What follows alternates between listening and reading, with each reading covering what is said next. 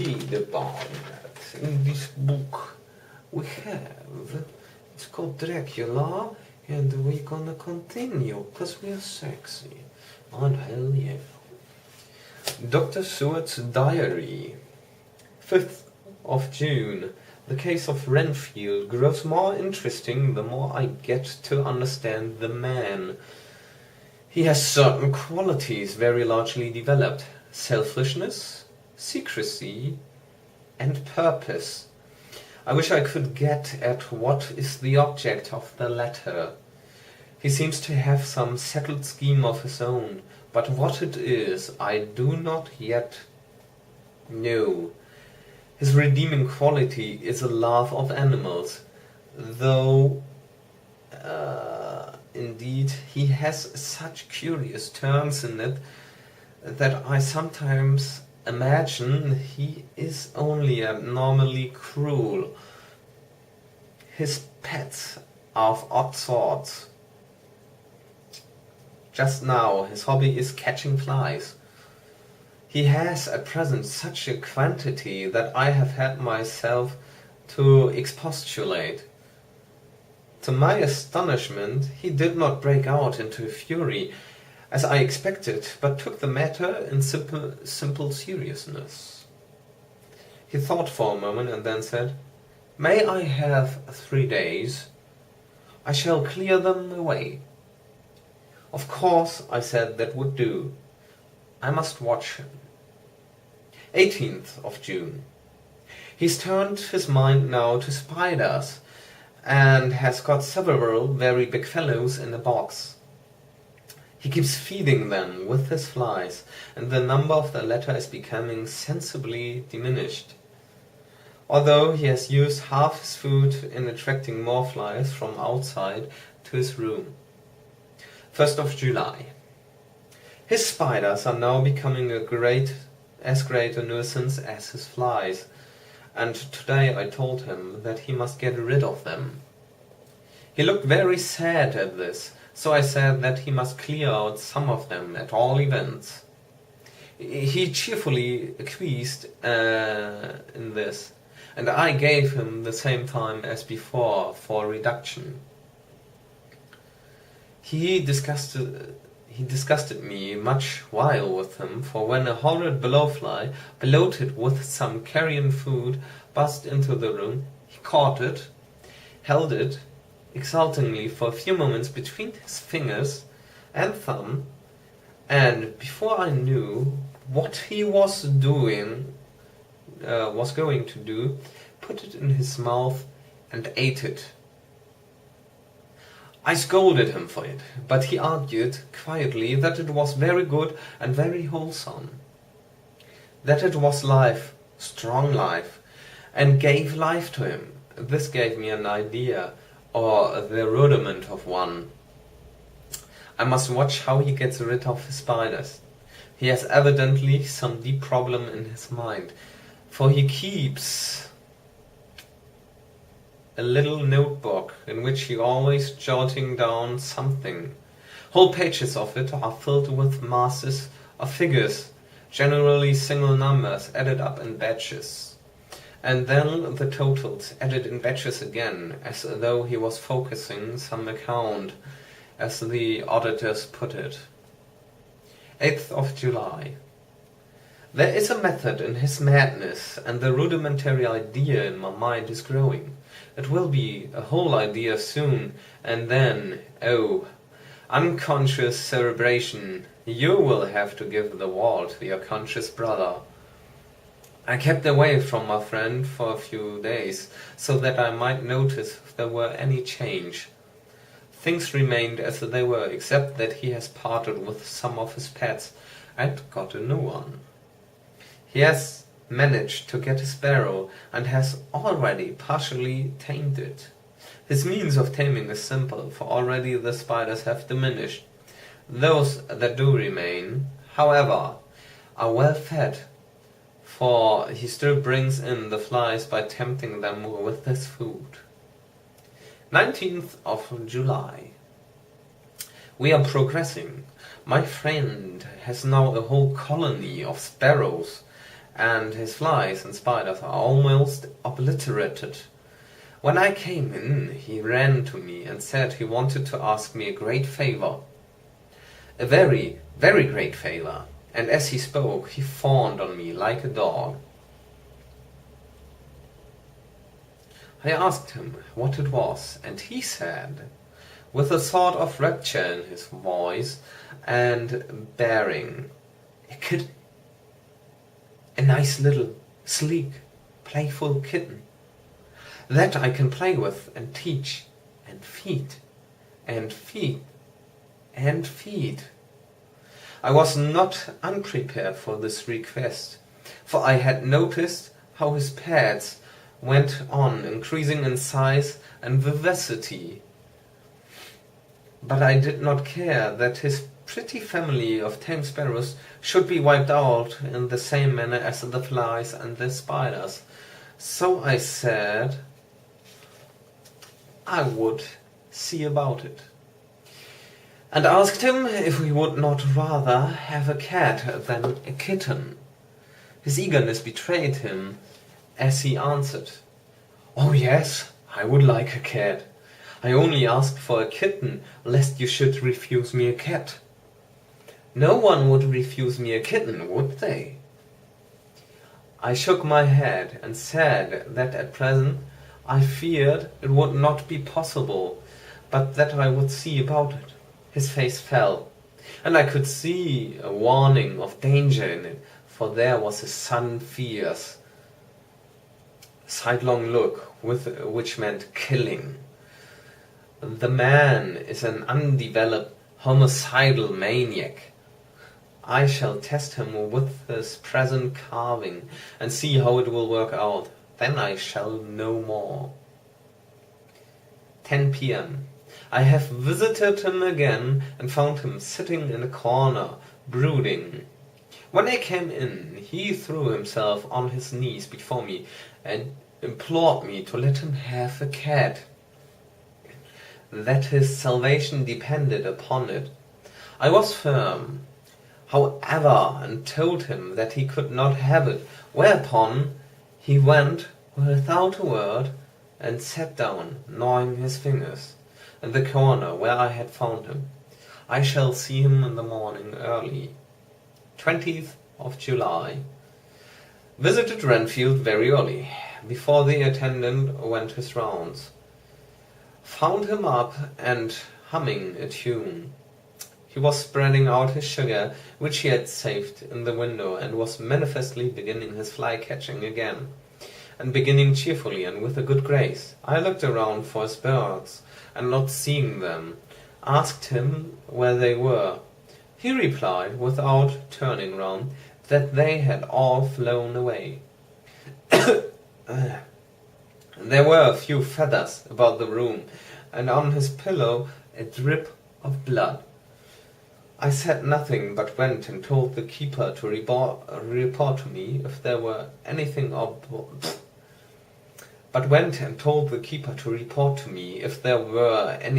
about him during the day. 11 a.m. The attendant has just been to me to say that Renfield has been very sick and has disgorged a whole lot of feathers. "My belief is, doctor," he said, "that he has eaten his birds, and that he just took and ate them raw." 11 p.m.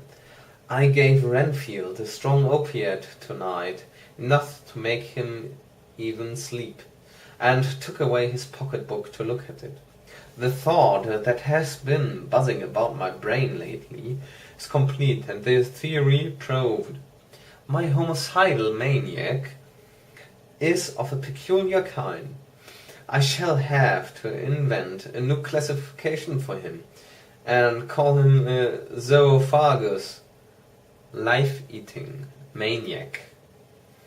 What he desires is to absorb as many lives as he can, and he has laid himself out to achieve it in a cumulative way. He gave many flies to one spider, and many spiders to one bird, and then wanted a cat to eat the many birds. What would have been his later steps? It would almost be worthwhile to complete the experiment. It might be done if there were only a sufficient cause. Men sneered at vivisection, and yet look at its result today. Why not advance science in its most difficult and vital aspect? Why not advance science in its most difficult and vital aspect, the knowledge of the brain? Hard. Had I even the secret of one such mind, did I hold the key to the fancy of even one lunatic, I might advance my own branch of science to a pitch compared with which the Bern Sanderson's physiology of Ferrier's brain knowledge would be as nothing. If only there were a sufficient cause, I must not think too much of this, or I may be tempted. A good cause might turn the scale with me, for may not I too be of an exceptional brain, congenitally? Yeah. How well the man reasoned, the lunatics always do within their own scope. I wondered how many lives he values a man, or if at only one, he has closed the account most accurately, and today begun a new record. How many of us begin a new record with each day of our lives? To me it seems only yesterday that my whole life ended with my new hope, and that truly I began a new record. So it will be until the great recorder sums me up and closes my ledger account with a balance to profit or loss. Oh, Lucy, Lucy. I cannot be angry with you, nor can I be angry with my friend, whose happiness is yours. But I must only wait on hopeless and work. Work, work. If I only could have as strong a cause as my poor, mad friend, there, a good, unselfish cause to make me work, that would be, indeed, happiness. Mina Murray's Journal, 26th of July. I am anxious, and it soothes me to express myself here. It is like whispering to oneself, and listening at the same time. And there's also something about the shorthand symbols that makes it different from white writing. I'm unhappy about Lucy, and about Jonathan. I had not heard from Jonathan for some time, and was very concerned, but yesterday, dear, Mr. Hawkins, who is always so kind, sent me a letter from him. I had written asking him if he had heard, and he said the enclosed had just been received. It is only a line dated from Castle Dracula, and says that he is just starting for home. That is not like Jonathan. I do not understand it, and it makes me uneasy. Then too, Lucy, although she is so well, has lately taken to her old habit of walking in her sleep. Her mother has spoken to me about it.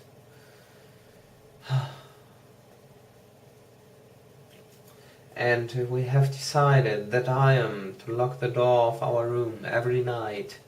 Mrs. Westendra has got an idea that sleepwalkers always go out on roofs of houses and along the edges of cliffs, and then get suddenly awakened and fall over with a deep despairing cry that echoes all over the place. Poor dear. She is naturally anxious about Lucy, and she tells me that her husband, Lucy's father, had the same habit. That he would get up in the night and dress himself and go out if he were not stopped. Lucy is to be married in the autumn, and she is already planning out her dresses and how her house is to be arranged. I sympathize with her, for I do the same, only Jonathan and I will start in life in a very simple way, and shall have to try to make both ends meet. Mr. Hormwood, he is the Hon, Arthur Hormwood, only son of Lord Godalming, is coming up here very shortly, soon as he can leave town, for his father is not very well, and I think dear Lucy is counting the moments till he comes. She wants to take him up to the seat on the churchyard cliff and show him the beauty of Whitby. I dare say it is the waiting which disturbs her. She will be all right when he arrives. 27th of July. No news from Jonathan. I'm getting quite uneasy about him. Though why I should, I do not know. But I do wish that he would write. If it were only a single line. Lucy walks more than ever, and each night I am awakened by her moving about the room.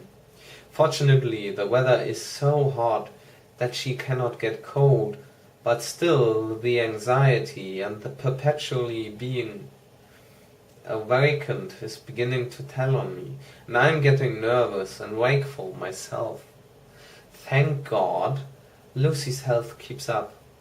Mr. Hornwood has been suddenly called to ring to see his father, who has been taken seriously ill.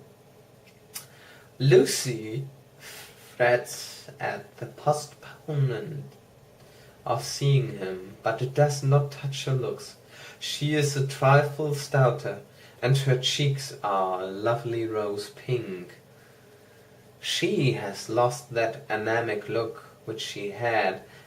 I pray it will all last. 3rd of August, another week gone, and no news from Jonathan. Not even to Mr. Hawkins, from whom I've heard. Oh, I do hope he is not ill. He surely would have written. I looked at that last letter of his, but somehow it does not satisfy me. It does not read like him, and yet he is writing. There is no mistake of that.